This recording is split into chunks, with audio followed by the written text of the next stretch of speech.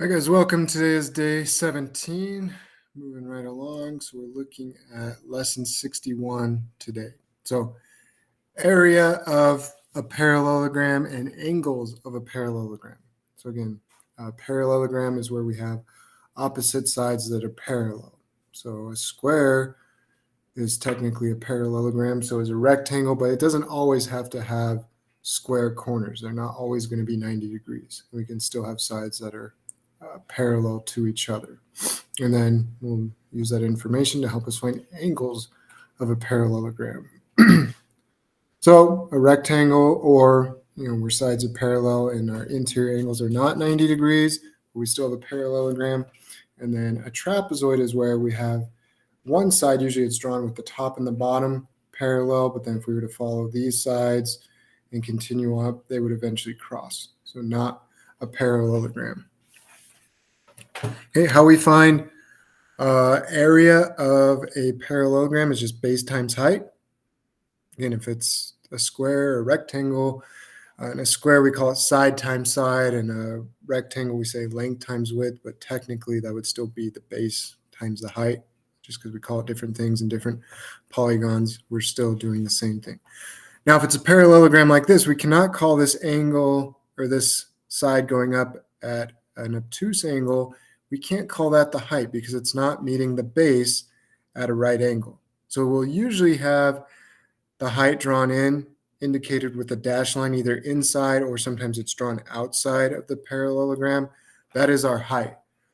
Down the road, we may not be given the height, but we'll use what we know about right angles, triangles, different things like that in order to find that height. I don't think we'll see anything like that this year, but just be aware of down the road. We may not be given the height and we can work backwards to find the height. Same thing with a triangle. And that's why if we were to cut this in half, if we were to draw a diagonal right here or here, cut it into half, we would have two triangles, and that's actually where we get 1/2 base times height, because a triangle is half of a parallelogram. This activity, we're not going to obviously do this. We have area of a parallelogram, as we mentioned, is just base times height. Okay, right there. And it should be on your reference sheet. If you forget, it's right there for you. And again, the height may be drawn on the inside, outside, or we may have to find the height. Or we may be given a rectangle as a parallelogram where one of our sides is the height because it's meeting the base at a perpendicularly right angle. So we have 80 and 40 for base and height. So we do 80 times 40, which is 3,200 square yards. Okay, we don't do 80 times 50 because 50 is not our height. It's going up at an angle. It is one of our sides, so we would do 50 plus 50 plus 80 plus 80 to find our perimeter. We don't use the height anywhere in our perimeter. That's only for our area. So 80 times 40 and yards times yards gives us square yards. So that's what we come up with.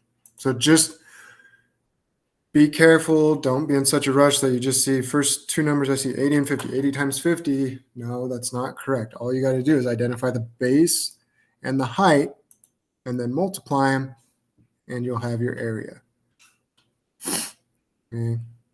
These activities, if you were to draw or put together a rectangle and pull on the corners, it would make this angle and this angle bigger. If we were pulling on the upper right and lower left corner, it'd make these smaller and smaller, but they're always going to add up to 360 degrees.